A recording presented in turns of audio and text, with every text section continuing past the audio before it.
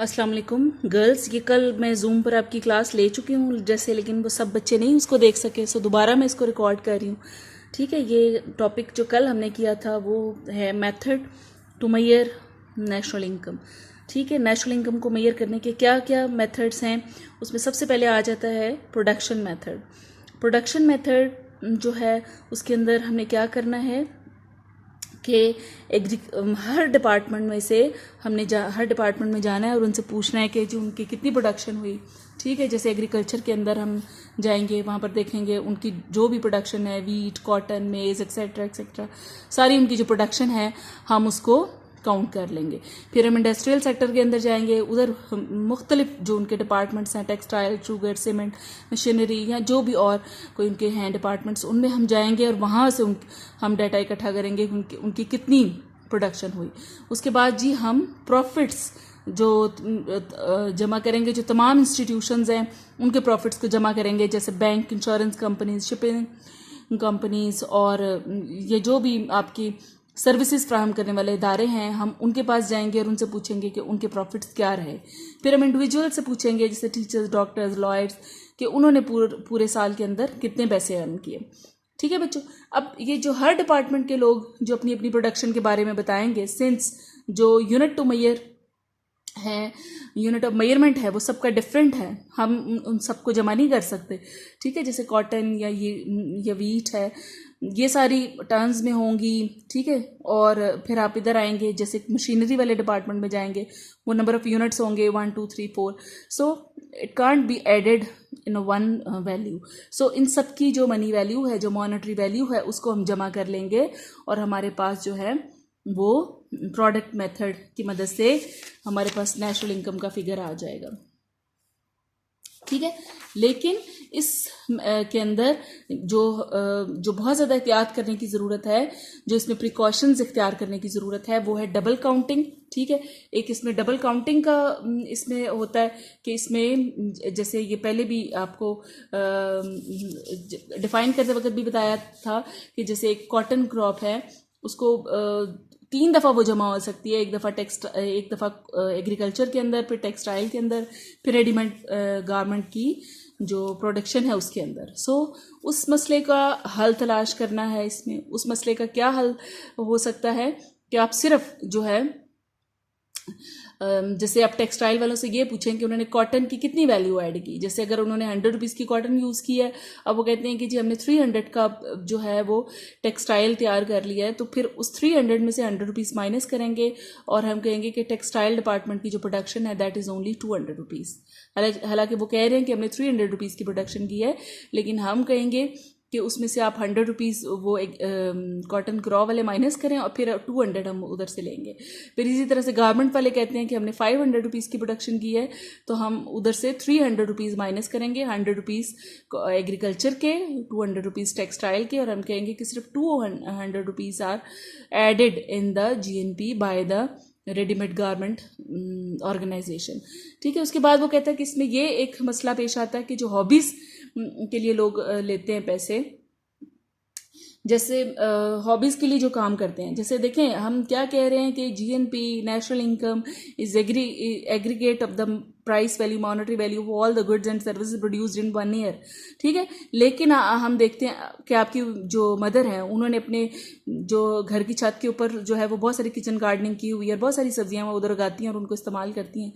ठीक है, और उनका कहीं पर भी इंदराज नहीं हो पाता, हालांकि वो जो है वो एक प्रोडक्शन है, वो पाकिस्तान के अंदर वो प्रोड्यूस हुई हैं चीज़ें, लेकिन they will not be added in the GNP since it's hobby of your mother. ठीक है, फिर है अनपेड सर्विसेज। ठीक है, फिर दोबारा से आ जाएं कि आपकी जो वालदा साहिबा हैं वो सुबह से शाम तक हज़ारों काम करती हैं। ठीक है, और फिर आप कहते हैं वो तो कोई जॉब नहीं करती। ठीक है, हालांकि वही काम अगर आप उसके लिए पेमेंट्स करें तो हो सकता है कि आपको 30,000 रुपीज़ जो हैं वो उन सर्विसेज के लिए पे करने पड़े, सारे काम करवाने के लिए, जो आपकी घर में वालदा खुद ही कर लेती हैं, तो सारी वो एक सर्विस जनरेट कर रही हैं। ठीक है, लेकिन कोई तरीका नहीं है कि उनकी सर्विसेज को GNP में शामिल किया जा सके। फिर जो इनडायरेक्ट टैक्सेस होते हैं, they are part of the price, so they are added in the GNP but they shouldn't be. ठीक है, ये एक इसमें मसला पेश आता है। आगे बच्चों दूसरा जो तरीका है नेशनल इनकम को मेजर करने का वो है फैक्टर्स की कॉस्ट। ठीक है, 4 फैक्टर इनपुट आपके होते हैं, लैंड, लेबर, ऑर्गेनाइजेशन और कैपिटल। ठीक है, लैंड, लेबर, ऑर्गेनाइजेशन और कैपिटल, और उनको जो लैंड है वो क्या लेगी, रेंट, जो आपका लेबरर है वो क्या लेगा, वेज, और जो होगा आपका जो होगा कैपिटल होल्डर वो लेगा इंटरेस्ट, और आपका एंटरप्रेन्योर लेगा प्रॉफिट। ठीक है, तो इन सबको जमा कर दें तो आपके पास नेशनल इनकम की इक्वेशन आ जाती है, y is equal to rent plus wage plus interest plus profit. ठीक है, और आपने जी इसमें ये देखना है कि इसके अंदर ट्रांसफ़र पेमेंट जो हैं वो ऐड नहीं हो पाती। ट्रांसफ़र पेमेंट क्या होती हैं, जैसे पिछले लेक्चर में हम कह चुके हैं, ट्रांसफ़र पेमेंट होते हैं वो पेमेंट्स जो गवर्नमेंट लोगों को करती है हालांकि उन्होंने कोई काम नहीं किया हुआ, जैसे पेंशन हो गई, जैसे दूसरे मुल्कों के अंदर अनएम्प्लॉयमेंट अलाउंस हो गया, बेबी अलाउंस हो गया, वो सारे के सारे ट्रांसफ़र पेमेंट्स है। So they should be part of the GNP but they are not. ठीक है, मतलब इस तरीके से जब हम पेमाइश करते हैं तो ये हमें मसाइल पेश आते हैं कि वो ट्रांसफ़र पेमेंट इसमें शामिल नहीं हो पाती। ठीक है, फिर इलीगल रेसिप्ट्स, इलीगल ये जी रिश्वतें हैं, जैसे एक कोई क्लर्क हैं वो कहते हैं उनकी 30,000 रुपये उनकी सैलरी है। ठीक है, लेकिन उनके एक्सपेंडिचर जो हैं वो 50,000 रुपये हैं, क्योंकि वो 20,000 रुपीज़ वो रिश्वत की शक्ल में वो अर्न करते हैं। सो वो 20,000 रुपीज़ का कहीं पर भी इंदराज नहीं हो पाता, हालांकि उनकी जो पर मंथ इनकम है वो तो मतलब 50,000 रुपीज़ है, लेकिन वो जो शुमार हो रही है जिसको गिना जा रहा है वो सिर्फ 30,000 रुपीज़ है, वो 20,000 रुपीज़ जो है वो गिनती में आने से रह जाते हैं। सो ये वो मसाइल हैं जो इस मेथड में आपको फेस करने पड़ सकते हैं कि ट्रांसफ़र पेमेंट और इलीगल रिसिप्ट्स जो हैं वो इसका हिस्सा नहीं बन पाती। ठीक है, और इस मेथड में हमने क्या करना क्या है कि रेंट, वेज, इंटरेस्ट और प्रॉफिट को हम जमा कर दें तो हमारे पास नेशनल इनकम का फिगर आ सकता है।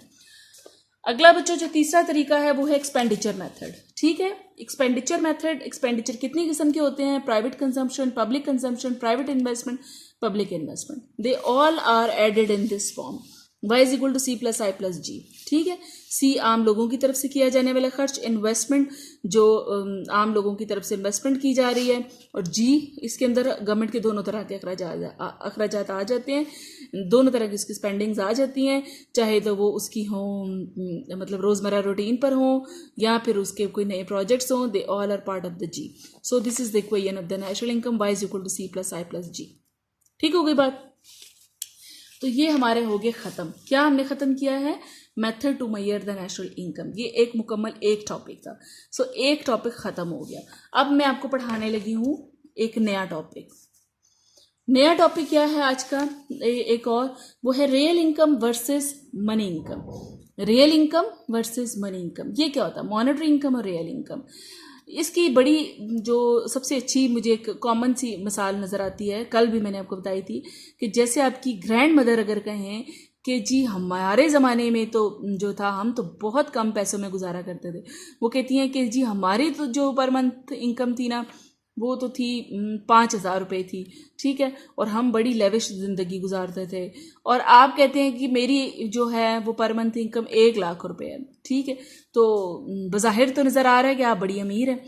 ठीक है, आपकी जो दादी अम्मा है वो तो बड़ी मतलब गरीब सी लग रही हैं, वो तो उनकी 5,000 पर मंथ इनकम थी और आपकी इनकम तो 1,00,000 रुपये जो है वो माहाना है। तो आप दोनों में से अमीर कौन है, आप दोनों में से कौन अमीर है, या आप तब बता सकते हैं जब आपको एवरेज प्राइस लेवल पता होगा। उस ज़माने में एवरेज प्राइस लेवल क्या था और अब का एवरेज प्राइस लेवल क्या है। ठीक है, तो जैसे ये एक मैंने एग्जांपल इधर लिखी हुई है कि ये जी आपकी नानो है। ठीक है, नानो कहती हैं कि मेरी जो पर मंथ इनकम थी वो 10,000 रुपीज़ थी, और आप कह रहे हैं कि मेरी जो है ना वो पर मंथ इनकम वो 1,00,000 रुपये है।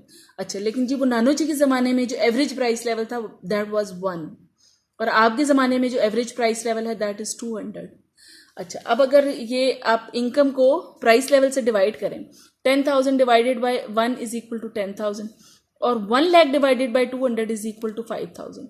सो जी आपकी नानो अमीर थी और आप गरीब हैं। क्यों? क्योंकि उस वक्त जो एवरेज प्राइस लेवल वाज 1 और and now the average price level is 200।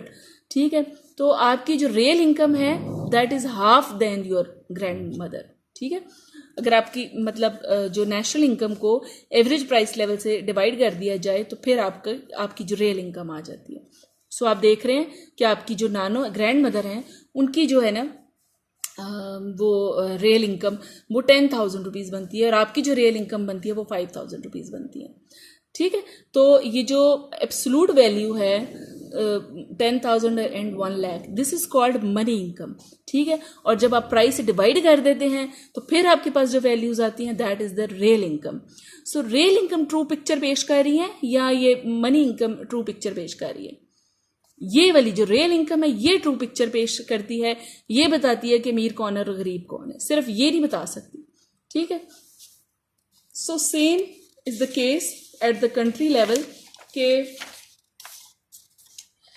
जो है ना बच्चों, अब ये एक कंट्री का डाटा लिया गया है तो ये भी फर्जी कि पाकिस्तान की अगर हम कहें कि 2000 जो था 2000 के अंदर पाकिस्तान की जो थी ना per month income that was 500 billion rupees. सही है, 500 बिलियन रुपीस जो थी वो पाकिस्तान की नेशनल इनकम थी।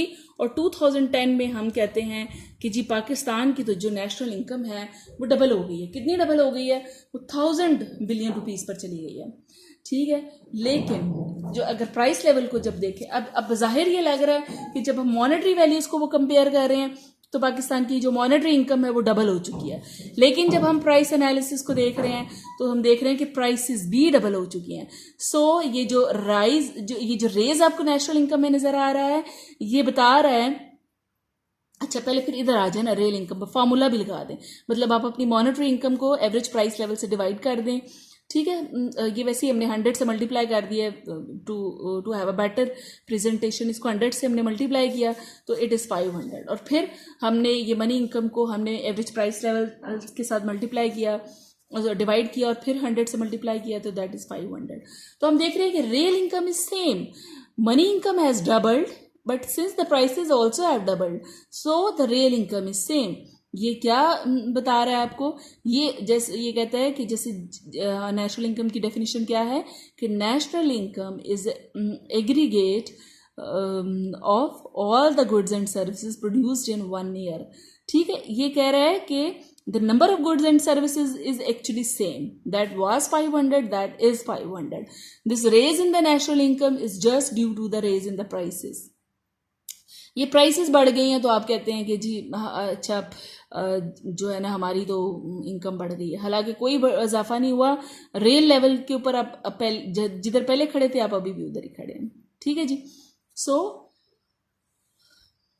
अगर फर्ज किया कि अगर 2010 के अंदर आपकी जैसे नेशनल इनकम 1000 थी और अगर प्राइसेस सेम रहती जैसी कि 2000 के अंदर थी वैसी ही 2010 में प्राइसेस रहती तो फिर आपकी जो रियल इनकम थी वो आप कह सकते थे कि जी हमारी रियल इनकम जो बढ़ गई है, क्योंकि आप जब अपनी money income divided by price करते मल्टीप्लाई बाय 100 करते तो the figure you get that was 1000।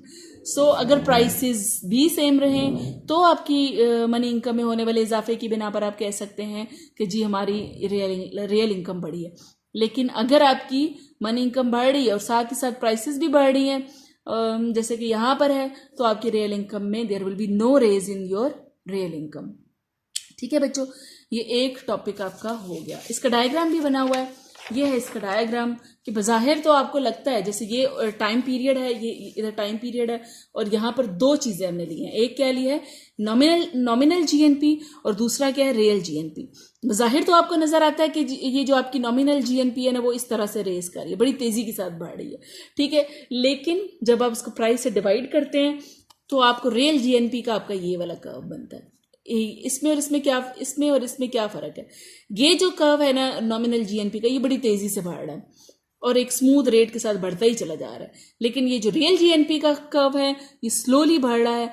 ये क्यों स्लो डाउन हो गया है? क्योंकि प्राइसेस भी तो बढ़ती है ना, साथ साथ प्राइसेस में भी इजाफा होता चला जा रहा है और प्राइसेस में इजाफे की बिना पर जो है इसकी स्पीड कम हो जाती है और असल में ये जो कर्व है ये रियल जीएनपी को बयान कर रहा है और ये जो कर्व है ये आपका नॉमिनल जीएनपी को बयान कर रहा है।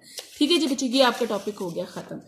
एक मैंने और टॉपिक मतलब आज के लेक्चर में इसीलिए मैंने इसको दोबारा से रिकॉर्ड किया है क्योंकि इसके अंदर 3 टॉपिक्स थे। ठीक है, तो ये तीसरा जो टॉपिक है ये है circular flow of national income. Circular flow of national income के अंदर सबसे पहला जो आपने काम करना है, सबसे पहले तो आपने इकोनॉमी के अंदर रहने वाले तमाम जो लोग हैं उनको दो ग्रुप्स में तकसीम कर दिया। एक ग्रुप है प्रोड्यूसर्स का और दूसरा ग्रुप है कंज्यूमर्स का। दो group of people, there are two group of people. एक ही शख्स बैक वक्त बच्चों दोनों ग्रुप्स का हिस्सा हो सकता है, ठीक है। जैसे आप हैं, आप जिस एज में हैं आप सिर्फ कंज्यूमर ग्रुप का हिस्सा हैं। अगर आपकी अम्मी हाउस वाइफ हैं तो वो भी सिर्फ कंज्यूमर ग्रुप का हिस्सा हैं। लेकिन आपके फादर जो कि जॉब करते हैं वो भी एक वक्त दोनों ग्रुप्स का हिस्सा है, वो कंज्यूमर ग्रुप का भी हिस्सा है और हम फर्ज करते हैं कि वो एक फैक्ट्री ओनर हैं तो वो साथ ही साथ प्रोड्यूसर ग्रुप का भी हिस्सा बन जाएंगे, ठीक है। अच्छा, अब दो ग्रुप्स में आपने इकोनॉमी के तमाम लोगों को डिवाइड कर दिया।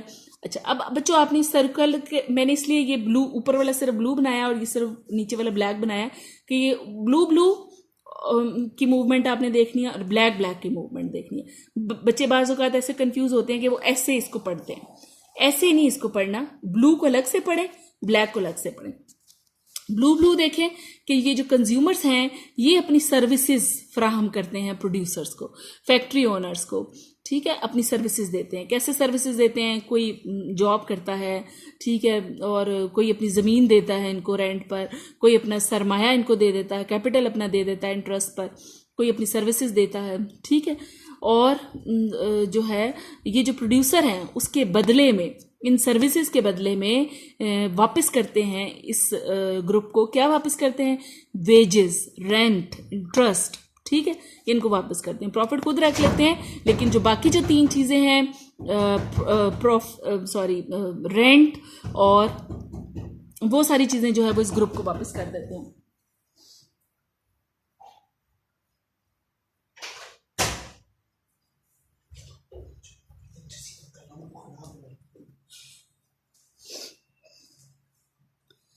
ठीक है, ये ब्लू ब्लू को आप देखेंगे कि ये कंज्यूमर ग्रुप जो है क्या इनको दे रहा है? सर्विसेज अपनी देगा।